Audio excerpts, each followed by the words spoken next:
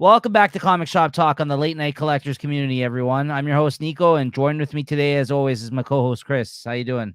Hey, not too bad. How are you? I'm all right. Enjoyed some of the beautiful weather outside here today, and now taking a moment here to sit down with Chris to talk about this week's comics. So yeah, it's been a good day. A day without work is always a good day. Yeah, this is your first time tuning in, guys. This is our weekly comic book review show. This is where we talk about the comics that we read week to week, and we give you our thoughts on them, and then we kind of show off some of the art, and we rate the books, and then we sometimes talk about some other comic book related news, all kinds of fun stuff. This week we're talking about the ones, actually that's not the right date. The comics that came out for May 10th, 2023. We're talking about this week. There we go. May 10th, 2023. We're talking about the comics that came out this week. And yeah, that's the right date. And yeah, we're gonna give you our thoughts on them, and make sure you're subscribed to the channel. Hit that like button, hit that thumbs up button, hit the notification bell to be notified of when these videos do go out every week. They usually drop, weekly, anywhere from Friday to Sunday, depending on kind of like, as long as we're done our books and we get a chance to record, we've read all our things, we usually drop at that time. So if you want to be up to date on that, make sure to hit the notification bell, or you can follow us on Instagram at Late Night Collectors Community, where we kind of post whenever the shows do go out. And we are going to be talking about what happens in the books here today, so just be forewarned. A big spoiler warning here for you guys. Sometimes we got to get into the specifics of what happened in the issues in order to properly grade them for you and give you our thoughts on them. So yeah, just a spoiler warning for you guys. All right, Chris. All right, let's talk comics. Talk some comics. And speaking of talking comics, actually, cheers. We're going to be doing some free comic book day offerings that came out at the end of the week's comics as well, guys. So stay tuned for that. All right. First up on the docket today, we got Daredevil 11. Got my issue here, and don't forget a backup story that no one asked for of Iron Fist. Yeah. Yeah, as far as backups go, this wasn't the worst, but it was just like, again, I when they charge the extra $1 on these issues and they're like, here's a backup, it has nothing to do with the story. You're like, yay. Yeah. We've talked many times about that on the show, but regardless, what do you think of this issue, Chris? I thought it's a pretty good issue, but not a very memorable one. No. I guess Chip Zdarsky is just wrapping up. I don't know how long this is going until. I imagine only a couple issues left, I'd imagine. Because I heard he's finishing in July or something. No, I don't think they've actually given an official date. I think he said the start of the end or something. I think they said it was July or August or something like that. I don't know if they meant that was going to be the last issue, because I don't know if they've. I mean, or at least the last one of his run. Yeah, I think the last arc at least is going to start then. Yeah, so. But then when we have Daredevil here, kind of bargaining with the Stormwinds, I thought that was kind of interesting, but I don't know. Maybe I have to read this again to kind of get rehyped for it. I thought it was fun reading it, but when I try and think back to it, there's nothing really special that went on in this one here. Yeah, this was an issue that was like, I need this character to go from point A to point B kind of thing. You know what I mean? Where they're like, I'm gonna. Yeah, basically the big things that happened in this issue was, one, the cop basically like retires, like gives in his badge, the cop that's been kind of working along like with Daredevil, because I guess he went back on, the fact that he helped spring all these criminals. He's like, yeah, I can't do this anymore as a detective. And they were just kind of like, I think you're going to regret it. He's like, no, I'm done. And like, he walks out. I thought that whole part was interesting. But then you find out that he's been basically harboring a criminal. Like, Matt's been staying over in his apartment. And he's like, get the fuck back out there and, do what you do kind of thing. He's kind of like, we made a mistake, but you're not gonna, because he's doing the usual, like, I'm gonna sit here and feel sorry for myself type shit that Daredevil does, right? So he kind of was like, no. He's like, get out there and make this things right. And I guess the shocking thing that happened in this issue is Daredevil carves out his eyes and gives it. Yeah, I was gonna mention that part where he plucks his eyeball out, but yeah, that's the big one I think that happened in this issue. But other than that, like, it looks like the Stromwinds, like, he kind of made things right with the folks that he got involved in that whole scenario of kind of, and it looks like using their power and influence, they're going to spring out the criminals now. And once again, and I guess he's going to allow them to live their lives. And hopefully he feels like he's done some right by them in that sense, and they won't go back to crime. I don't know what the whole idea behind it is, but I guess that's what he's hoping for. And, but yeah, the thing is, he like shoves his eyeball, the red one, inside the Stromwind's like eye, like he kind of rips his eye out. And so that was really weird at the end there. I don't know what's going on there, but the thing I don't like about it is how they basically just reset everything to the way it was before. All the villains that they broke out, I guess they're free now. They're not in jail. Yeah. But yeah, exactly. Like you said, this is a sign of like he has to kind of put all the toys back in the toy box. I need this to happen now in order for me to tell my last arc. So they're definitely amping up, it looks like, for the end here. If this is any indication. So they he needed certain things to happen in the story in this issue to kind of move forward and actually, I guess, bust out that last arc of this story. Right. So like, yeah, I don't know. I think it's like, it's a long time coming. I think this was just all because of the fact that that whole little experiment that he had out there didn't really go down too well in the end. And as we all knew, it wasn't going to, right? And this is just him, I guess, trying to right his wrongs or whatever still, right? Because he's Daredevil. That's in the DNA of the character, right? Like that Catholic guilt or whatever. So, yeah. I think that Catholic thing is all freaking overblown. Jeez Louise. I've got some guilt on him, but anyways. It's always been a part of the character though, right? It has, like, it's not like it hasn't, and this is kind of coming out of nowhere. But yeah, I hear you. So yeah, this was fine. I didn't think it was a bad issue by any means, but yeah, like you said, it was just, it was an issue. So what'd you give this one? I'll still get a 3.75 though. It's a decent story and it's still decent art in there.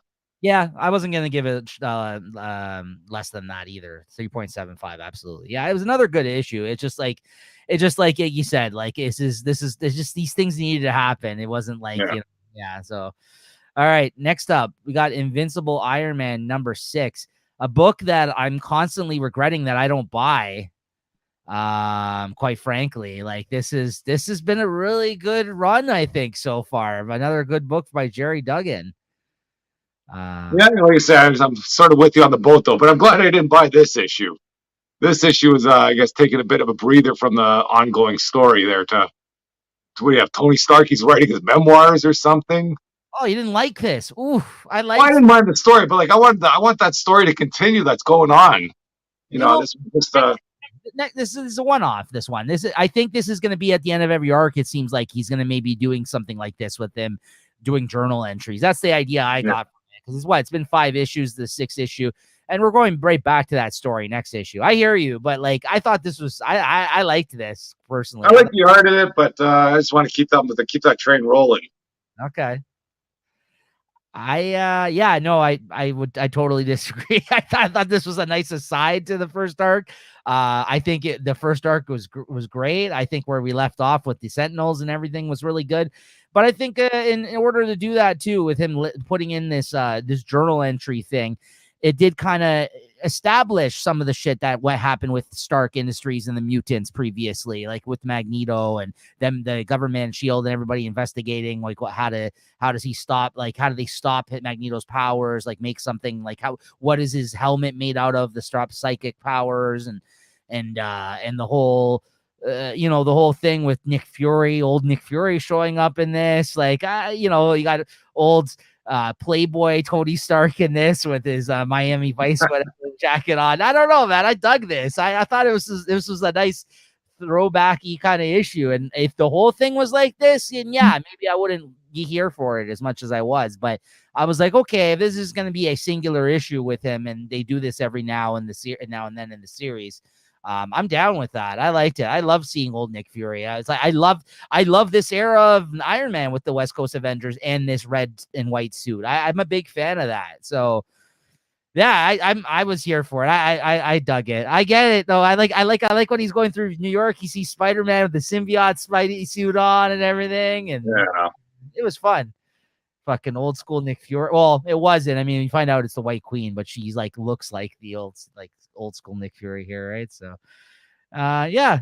So anything else about this, or what would you give No, it? no, it wasn't my favorite. You know, it was good read, great art still, but 3.5 for me. No, 4.25 for me. Fantastic, different type of issue. And he fights Spidey's rogues gal. Come on, Chris. What's wrong with this guy? I don't like these ones where they revisit this. They go back in the past and try and add some stories to what was going on at the time. All right. All right. Past is past. Leave it there. Chris is only here for the new and current storylines. Got it. Okay. All right. Batman White Knight presents Generation Joker #1. Got my issue here. But yeah, I'm gonna definitely pick up the trade of that Iron Man. I think it's been solid so far, that run. Yeah. I don't buy Iron Man in singles, right? So I've just been reading it digitally. Okay, what'd you think of this? This is a spin-off series of where we left off in the last I guess the Murphy verse, the Batman White Knight stuff. I guess where we left off with the Joker's children in that story, and Joker was that hologram version of himself, and the kids in him went on a road trip essentially here, and this is the spin-off miniseries to tell that story. What do you think of this? Yeah, I didn't buy this this issue. I thought it was going to be garbage. You know, like I thought some of the spin-off titles haven't been all that strong. But when I read this online, I go, "Wow, this was pretty good." You know, I thought it continued from I guess, the Batman Beyond White Knight pretty well. And I'm regretting that I didn't order these or that I didn't throw these on my pull list. I thought it was pretty good. I tried to tell you, man. The only one I believe that you had heard of and then maybe read or even heard me talk about it was that Red Hood one. I don't know if you read any of the other miniseries that spun out of this, because there was a Harley Quinn one that they did that was excellent. An excellent Harley Quinn one that they did in between, I think, the first and second White Knight miniseries that they did.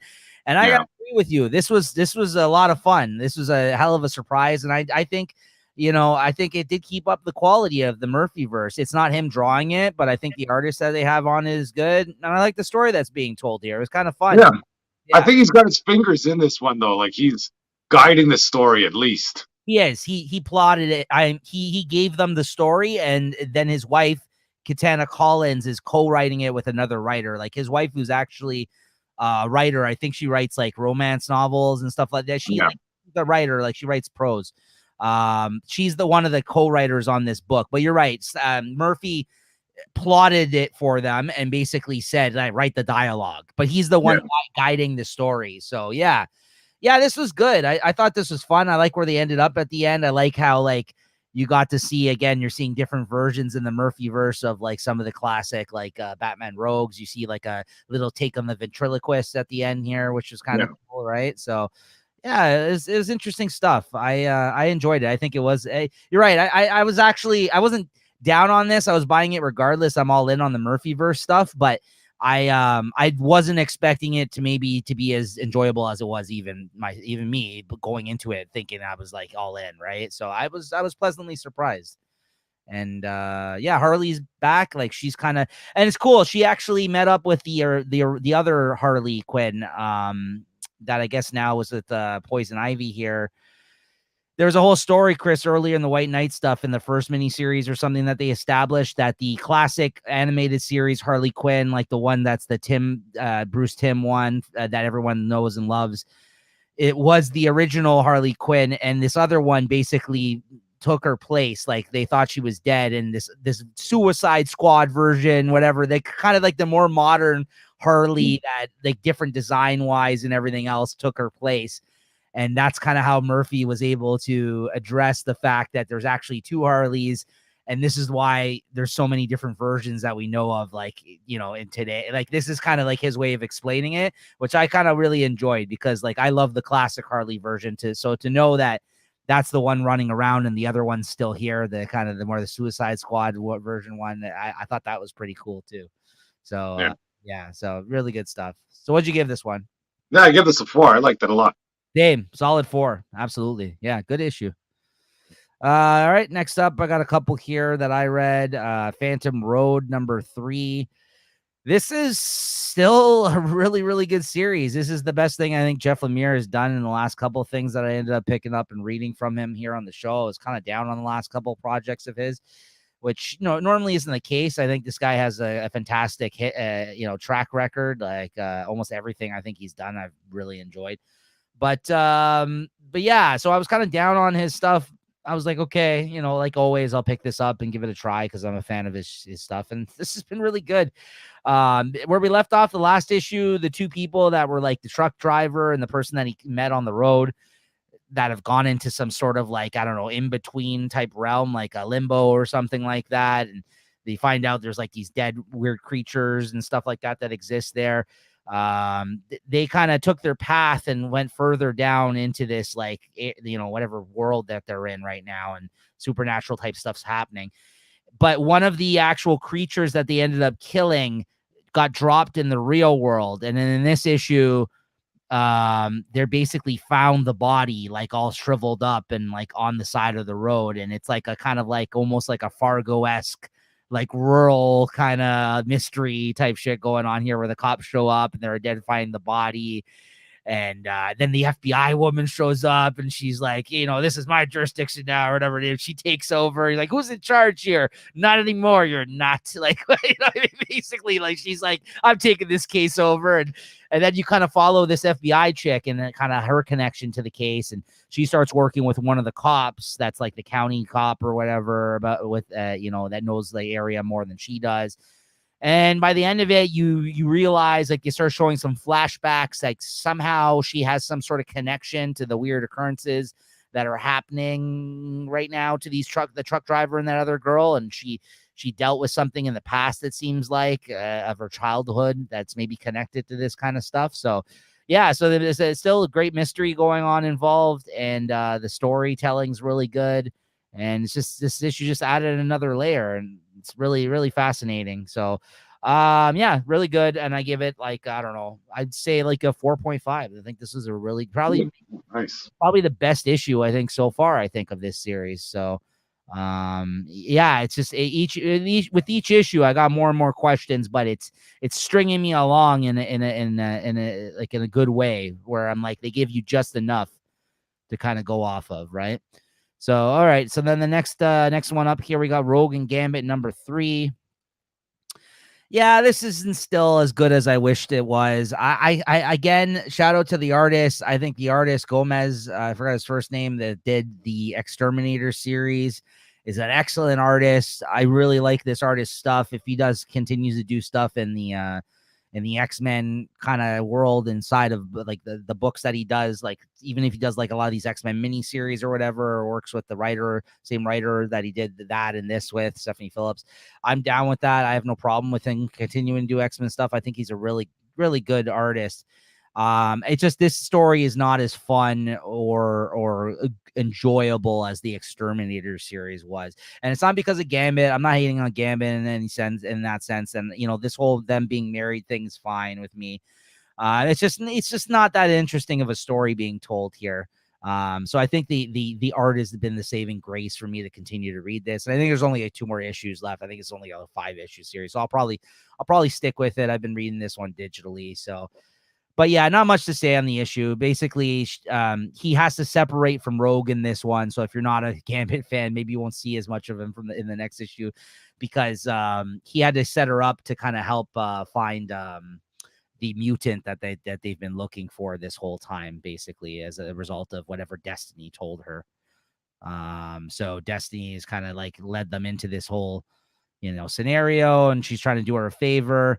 And then all these bad guys show up here at the end, including the Juggernaut, and Rogue's on her own trying to deal with this. So that's kind of, that's pretty much what happened this issue.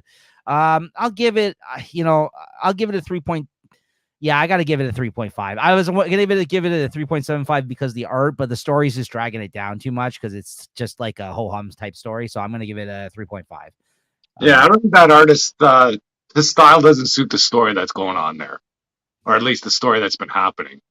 Yeah, but listen, it doesn't, like, it was perfect for Exterminators. Not that it has to be like somewhat cheesecakey and everything else like that kind of series kind of was. It doesn't need to be that. I think his art's good either way, but I think, this isn't that story was also like a lot of action, a lot of fun, a lot of, Yeah, that's like this. There's a lot of talking where they're just sitting in a room there. It's like, Yes. It doesn't suit. He's very kind of like the splash page where you see all those villains pop out. That looked great.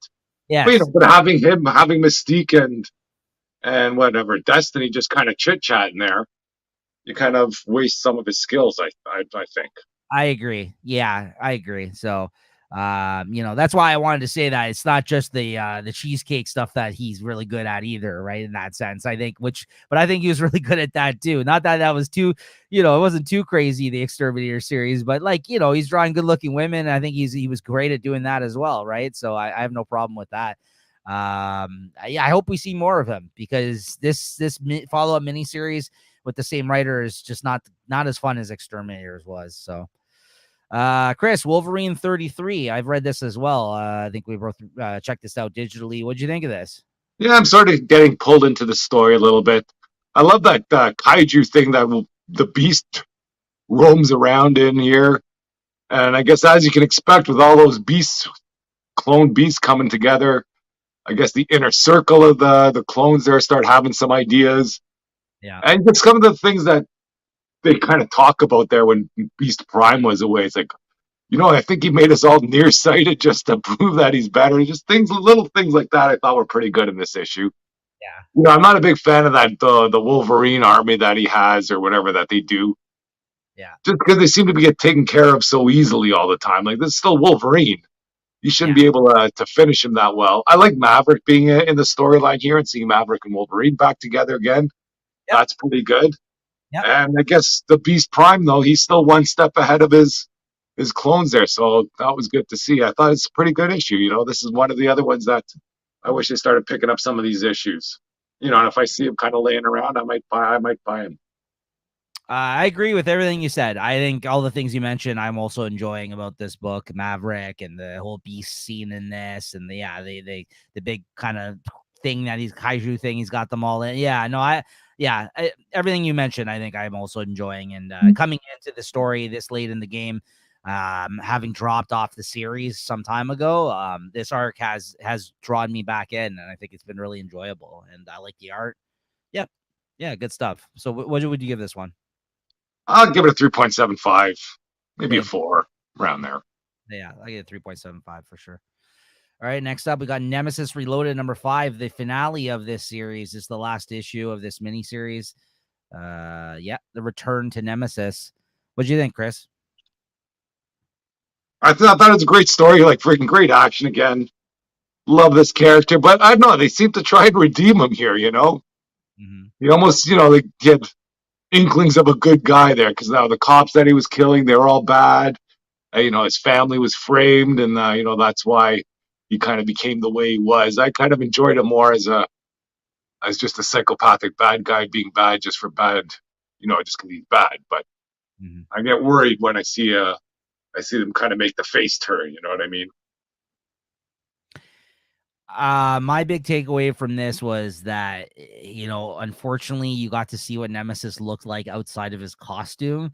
And like, he's an older guy now, and it's just like, it was kind of underwhelming. I'm like, really, this guy? Was that him at the end, like the cheeky guy? The guy who's kind of like, like I have him in the art here in a minute. Yeah, it's the guy who's kind of like, looks like he's, going to Vegas or something. Yeah, he looks like a douche. He looks like, this guy. Yeah. That's him. Yeah, they should have shown that. They should have just let him. Or it's one of his personalities, I guess, as he called it. Didn't he? Something like that. Right. So, like, yes, maybe this is all. You're right. You're actually, that's a good show. He did say that. This is kind of, but it's just, even so, I was like, I just found it funny that someone this crazy is gallivanting around like this, like looking like this, like at what, even though it's a disguise, whatever. It just, he kind of looked chubby, and he kind of like, he's got the bolo tie. I'm like, what the fuck is going on here? Yeah. Well, isn't this the guy that was all insured in that first thing that he robbed or something? Like in the first issue, when he robbed, or they blew up some art museum. Everything was insured. I think he was the guy that had the insurance policy. Right.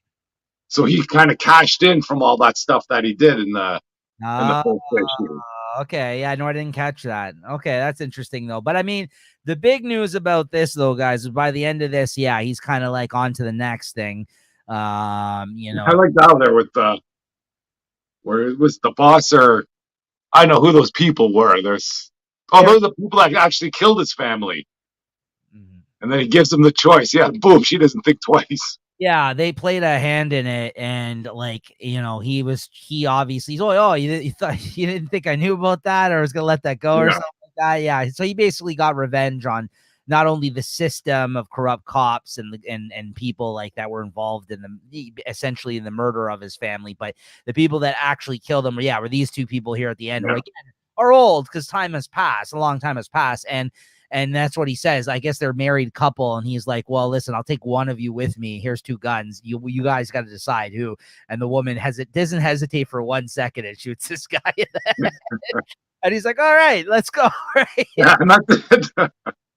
But then they do show this page at the end here, which this was, I think, the biggest revelation of the miniseries, what we were kind of working towards this whole time. And I want to get your thoughts on what you thought of this, Chris. So, guys, again, spoilers if you don't want to hear what kind of like the big thing was here at the end of the issue. But they basically said that in his training, because they kind of was leading this whole thing where he finally killed he passed all the fucking the feats of Hercules type shit that he was doing, where it was just like, yeah, do all this stuff and you passed with flying colors and whatever else to his master, right? He's like, you can kind of go do your thing now.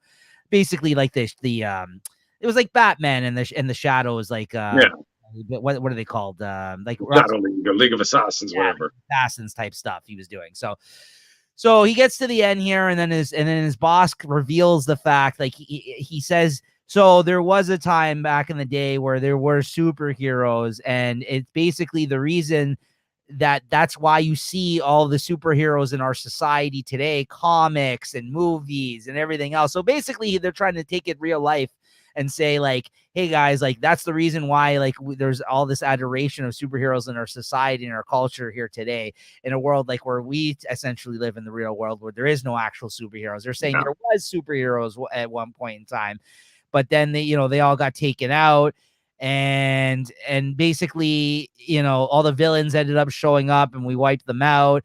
And he's like, but there's no actual evidence of the fact that there ever was. And then he shows them in his throne room there that he had the Superman's cape, essentially, let's say. The cape of the big guy. Yes. So he reveals this to him and says, like, yeah, so there was a such thing as superheroes at one point, and this is the only evidence we have still of that ever being something prior to all this interpretation of superheroes in our culture today.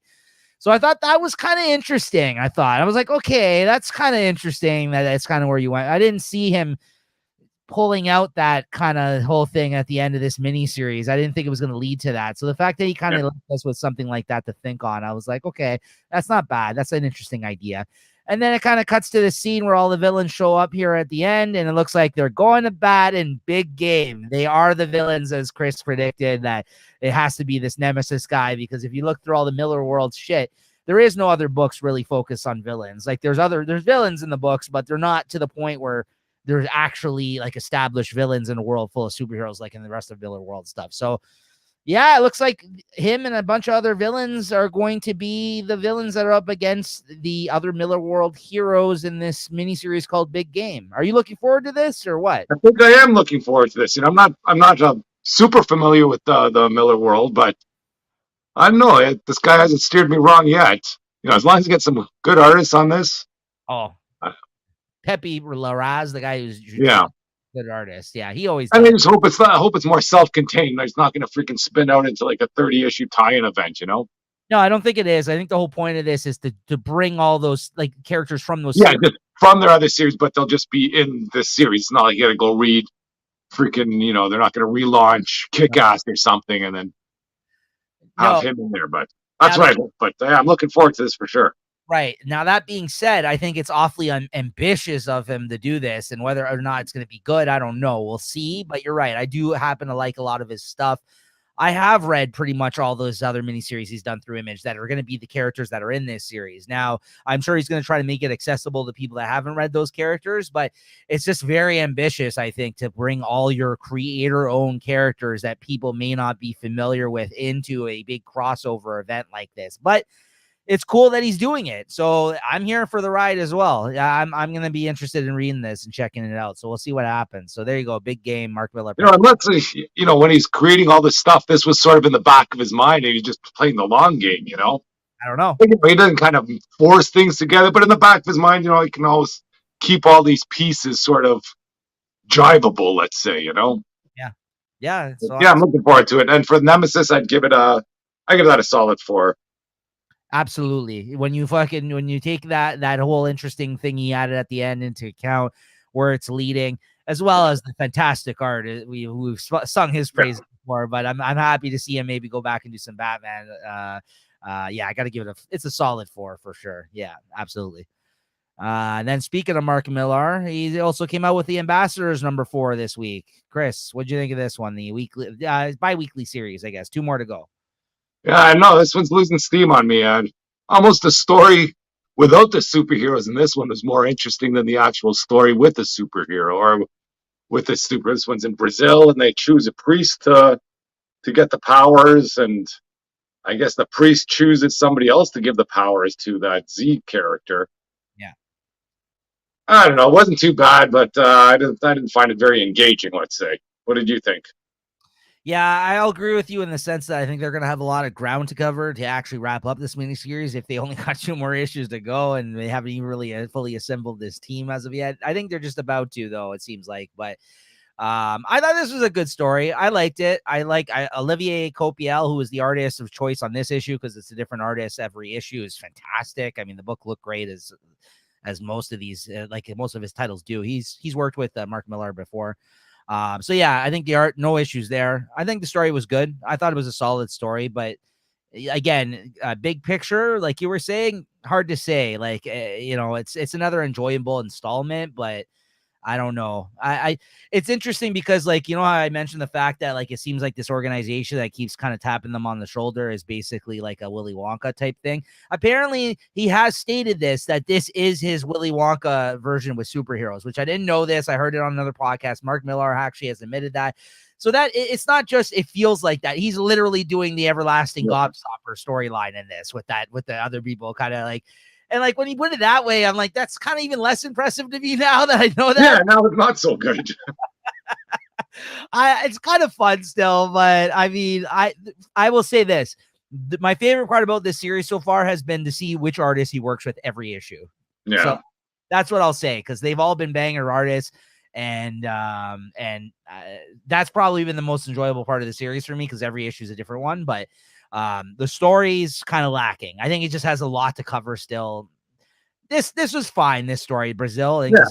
But it's just it's same as all the other ones, you know what I mean? This is like an introductory story, then once this is done, there's going to be an ambassador series, and that's where you'll get to the meat of things going on. That's what I feel. I agree. I think that's probably going to be better once it's actually assembled, that team, and whether or not they're going to be playing a big part in the big game series, right? So right. So what'd you give this? I'll give it a 3.5. I'll give it a 3.75. Like I said, the art was really good too, and I thought it was another enjoyable installment, if not Anyways, and lastly, this week, Amazing Spider-Man #25, oversized issue. What is this? Is this a legacy number? Oh, let's look at that other cover. Let's take a zoom in on that one. Oh, the Greg Land. Land here. Yeah. The same drawing he's done on every. I got 35 of these covers now, I think.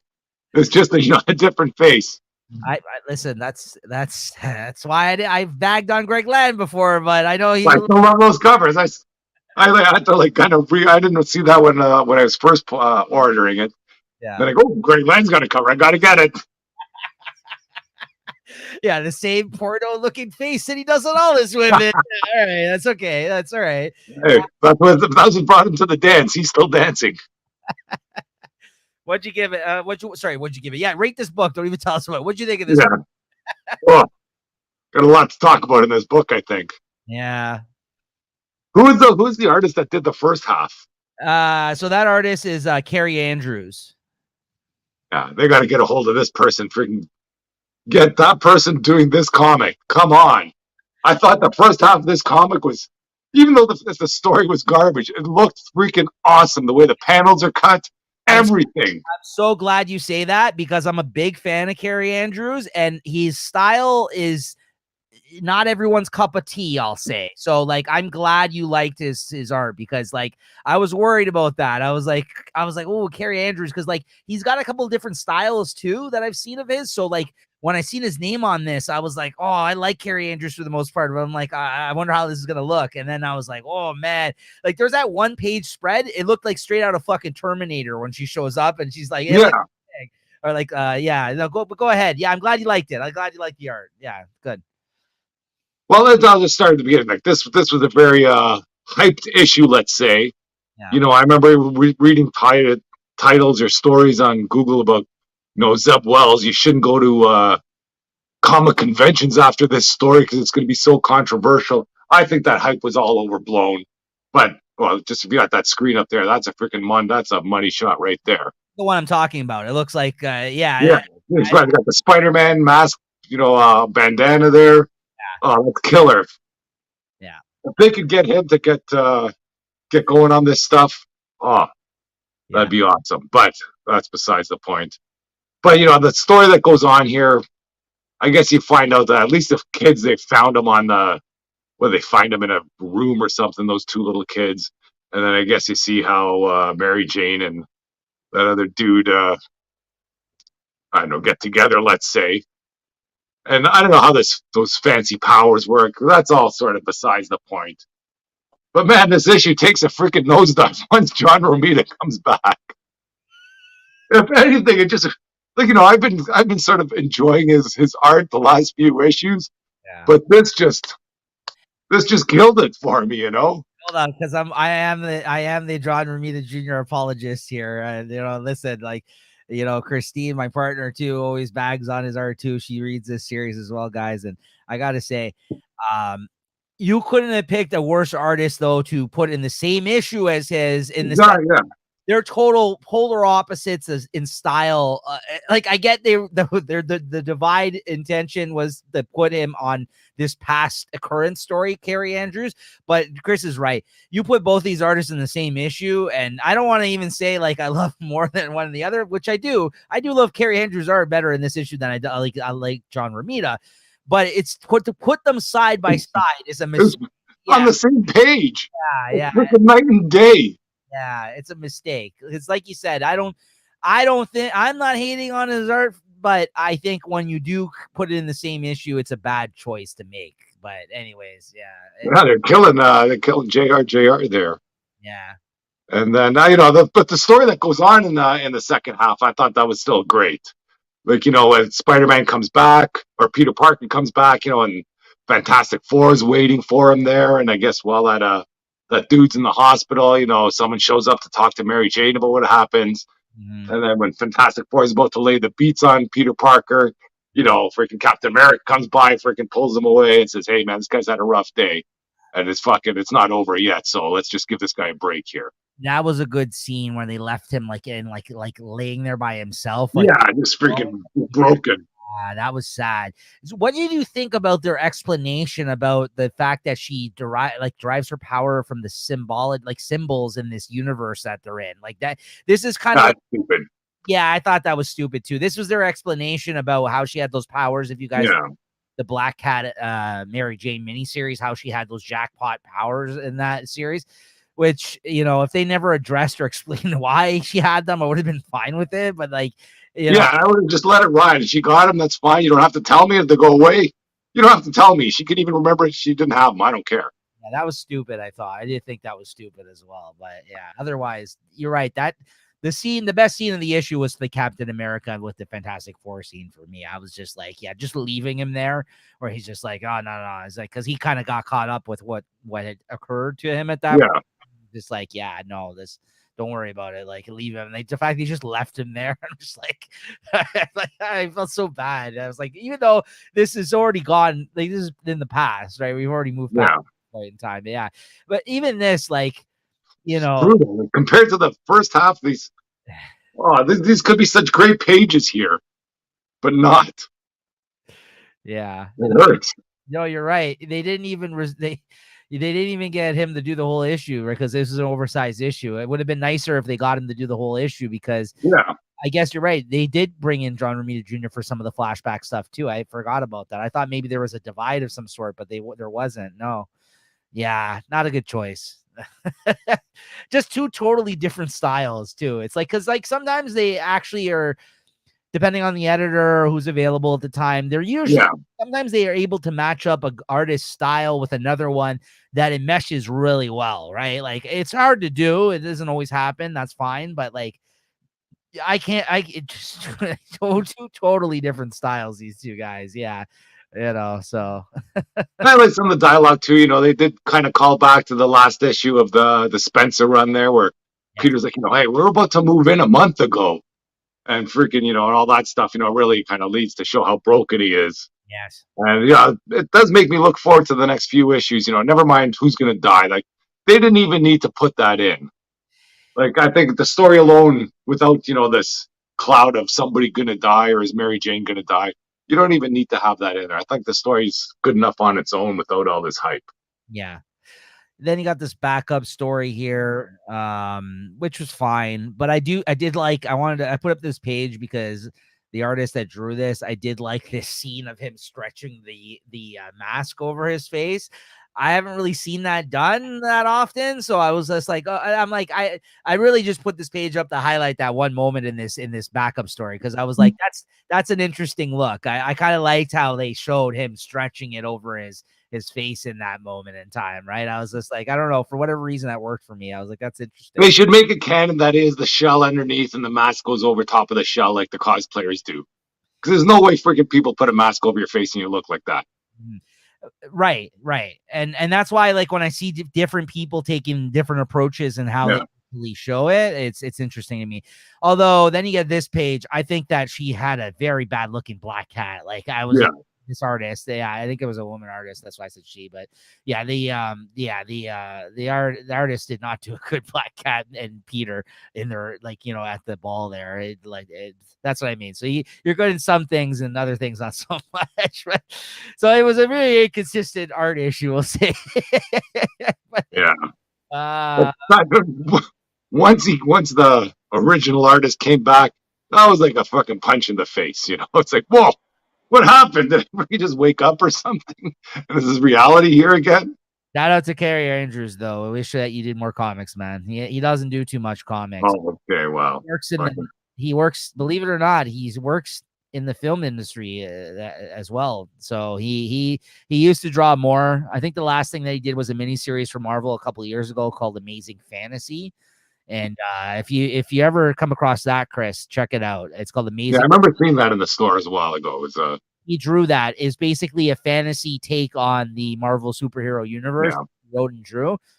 Highly recommended. Highly recommended. Hold on, actually, I got it right here. I actually have it right beside me here. I got the Treasury edition size paperback. Yeah, this is he painted the cover, like the art inside's different, but this was a hell of a lot of fun. If you want, like, it's kind of like the Dark Knights of Steel, like a fantasy take, kind of like on. Yeah, it's really good. So, what did you give this one, Chris? Amazing Spider-Man. What'd you rate this one? I don't know. Story here still gives me a lot of hope there. At least those kids aren't Mary Jane, so I think the parents are going to show up somehow sooner or later. And then that'll get rid of the kids and this, whatever that Robin or whoever that Paul character, he's probably got some secrets they're going to ruin. But they might save that for story years down the road. But for this issue itself, like the first half, I'd give like a freaking 4.5. The second half, I'd give a 3.5, or I don't know. I'll give it a 4.25. The story's very engaging. Yeah. And it was good to see, at least get some hype in there. I'm gonna stick at with a 4 on this one. 4 right down the middle, like you said, just because of some of the inconsistency there. And what an obvious thing! I know our minds went everywhere else when they first set that whole scenario up with them, with the fact that she has the kids. But They're just someone else's kids. Like, it's just like one of those things where, like, it's so obvious. Well, they didn't make it easy when they freaking make one a redhead. You know, those kids basically look like both of those. Right. The girl looks like Mary Jane. The guy the boy kid looks like sure, that's Paul or something. That's Zeb Wells fucking with us as readers, though, right? Yeah, I think we just got trolled there.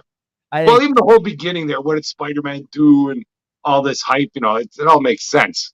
Yeah. You know, if the story came out chronologically, let's say, it wouldn't have been that bad either. That's what I mean. I'm not really upset at the reveal. I thought I was gonna be really upset at it because they kind of kept us waiting. And when it turns out, when you find out what really happened, it's like the simplest fucking thing ever. Really, it's not that complicated. Like, you went to another dimension, time moves differently, all that shit happened. Yes.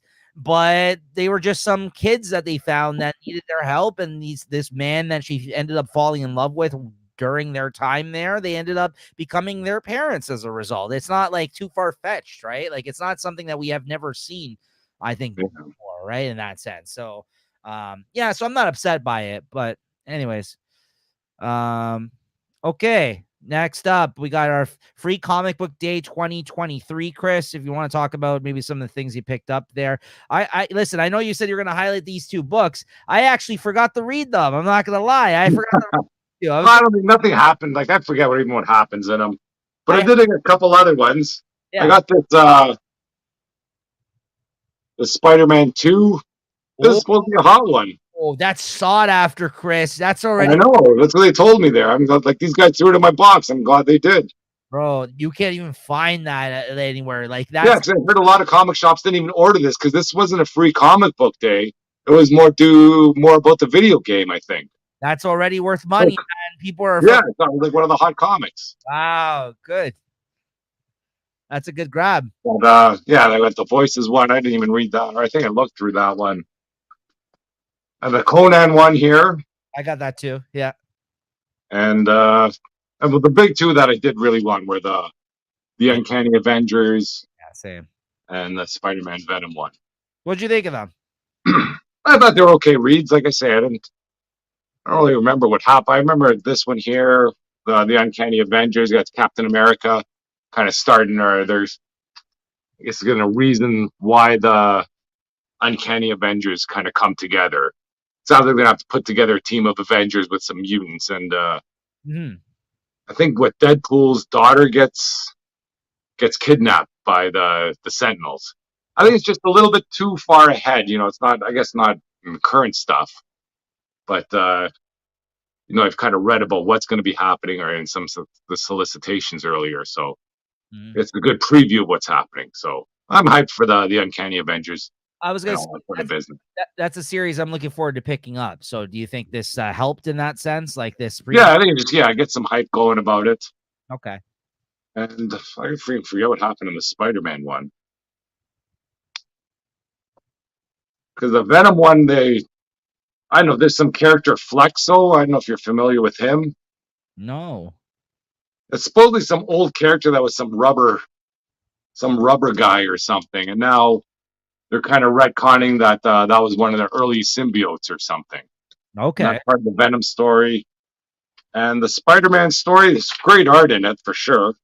Yeah, I'm looking at it. And it's just a lot about the new Spider-Man costume still. And Kraven, and I thought Kraven was dead, but I guess not. I think this is his son. This is his son, I believe now. That's Kraven. I thought he freaking died too in that Lost Hunt stuff. Oh, I guess that Lost Hunt wasn't canon stuff. Sorry. No, yeah. Yeah, so when Dr. Octopus shows up, and I guess they got some plan that they want to Spider-Man again. Of course the art is great. This is Patrick Gleason on art on this story. Yeah. Oh, nice stuff. Zeb Wells and Patrick Gleason. Nice. So they're setting up a Kraven story then. Well, Kraven or Dr. Octopus. He's like Dr. Octopus hires Kraven to get some of those globes or those nano spiders or something that are in Spider-Man's suit. Nice. And he has to he fights a gorilla. And everybody's all upset that he beat up the gorilla because they're all animal activists. Yeah, they're all, what do you do, beat up a gorilla? The gorilla's about to kill people. I had to beat him up. Yeah, don't go watch Guardians, guys. If you're if you care about animals, don't watch the new Guardians of the Galaxy, Volume 3, the third movie. It could be triggering for some folks. So, all right, nice. Okay, yeah, no, I never got around to reading them. I just, I would, other than the ones you mentioned too, I will highlight the fact that if you guys were able to check it out, I leafed through it. I didn't read it yet either, but there was the Fish Flies one that came out by Jeff Lemire as well on Free Comic Book Day. That's a preview of the upcoming series he's going to be coming out with. I think it was originally through Substack, but now it's going to be like a 6-issue miniseries through Image. And I think that was just a preview of that series as well. I think they're like 48. The first issue is like 48 pages or something like that. And it comes out in, I think, June or July or something. I think the first issue of Fish Flies. So yeah, I'm looking forward to that. That'd be the other interesting one that I picked up that I'm looking forward to reading once I get around to it. So yeah, hopefully you guys were able to snack some of that stuff. And also, I know you didn't get the physical release, but you said you read it. You ended up also checking out the DC one that was setting up Night Terrors. Was that any good? Or I think yeah, basically I think it was more Robin. I don't know which. I guess Damian Wayne. He was the one that the Night Terror that was having the bad dreams, and he was trying to use all his dream protection training to try and figure things out. But there's a lot of dreams inside of dreams. I don't know. I'm not big on this. I'm not really too jazzed about this Night Terrors. And I guess that's all in the July solicitations. And I'm thinking I'm putting my July list in now. And it's going to be a light month for DC for me, at least. I'm buying a couple of them just because they got hot covers. That's about it. Yeah, I think at the very least I might just pick up the Night Terrors miniseries and none of the tie-ins. That's the route I was thinking of going, but I don't know if you're saying that this lead in the Free Comic. It's okay, but yeah, I'm just freaking some nightmares. Oh, whatever. Like you, I'm not picking up any of the series I normally get, even though they have the Night Terrors banner on it. Not picking them up that month because the more I was looking into it, I'm like, these all sound very generic. These ideas like that they're busting out, right? So like, yeah, he just got burned. Like I'm glad I didn't pick up Lazarus Pit. It's going to change everything in DC. Nothing changed. Yeah, it's like same thing here.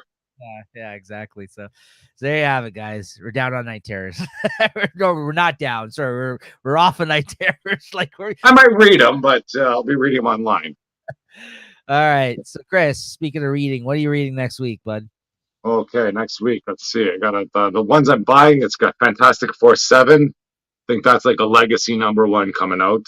Yeah. Avengers 1, Venom 19, X-Men 22, Superman 4, Titans 1, Wonder Woman 799. I think I got a variant cover there. Nice. I'll probably be reading World's Finest, Catwoman, and She-Hulk online. Nice. Yeah, Fantastic Four. I'll be reading online, but I didn't have my list prepared of like digital reads. So there's take this what I have to say here and probably a few digital reads as well. But Batman Brave and the Bold #1. I'm going to be reading that online too. That comes out next week, which is the new DC anthology book. I guess they're rebranding it. Brave and the Bold is like an anthology one, and there's a few good writers and artists in that first issue, and where it goes from there, I guess we'll see what stories are worth continuing with. But I'll be reading that one digitally. I'm not picking it up just because anthologies are such a crapshoot. I've said it on the show a bunch of times before. So for but yeah, I'm picking up Batman, Superman, World's Finest, Superman 4, Titans #1, Arcade Kings #1, which is a new Image miniseries that seems like a lot of fun from a great artist, Dylan Burnett. He's writing and drawing it. Seems like it's going to be like a video game kind of like a world type series of some sort. So that sounds good to me. Arcade Kings. Avengers #1, really looking forward to that. Jed McKay on the Avengers. Don't forget Giant Cockchew #2, guys. That comes out next week. Then you got Red Room returns with this newest miniseries, Red Room Crypto Killers #1, 1 of 4. And X-Men 22. That's what I'm picking up. I'm actually grabbing the issues of next week. And like I said, some digital stuff as well, probably. So yeah, decent sized week anyways. This one's a fairly small week this week, but yeah, not bad. And Chris, your favorite book of the week, man? I don't know. All right, I'll say mine then. I'm going to go with Phantom Road #3. This has been getting, each issue I think has been getting better and better. And with this one, I think this is, like I said earlier, the best issue of the series so far. And I'm really invested in this. And yeah, I got to give some love to an Image series and also something by Jeff Lemire, which I haven't been able to do in some time, I feel like. So everything else, kind of like the good things this week, where we're coming around in and around a 4 for me that were solid issues. This was just like, like I said, it's been a slow build, but a welcome one, and a good issue. Definitely check that out, guys. Yeah, I'll give it to the first half of Amazing Spider-Man 25 for the art. I think the story's kind of garbage with all that freaking, lovey-dovey stuff that's going on there, but that was good enough for me, though. It was a slow week. There's not much else on the docket that I had that was really maybe the Generation Joker or whatever. I wouldn't be pretty good. Yeah, I wouldn't. If I bought it, I probably would have given it to that. I wouldn't fault you on that. That was a good, solid issue. My runner-up this week actually was Invincible Iron Man, which you shit on. So I just want to say that because I had a lot of fun revisiting that era of Iron Man, right? As a change. But I bought that era. You don't need to revisit it unless it brings up the value of the comics that are back then. There we go. There you go. There you have it. I do like that Silver Iron Man, the Silver Centurion or whatever they end up calling him. I love that. That's one of my favorite Iron Man costumes from like of all time. That one, if not my favorite, I really like the look of that one. So, listen, I get why you may not want to revisit that. You're like, listen, I'm invested in this Sentinel story. Give me that.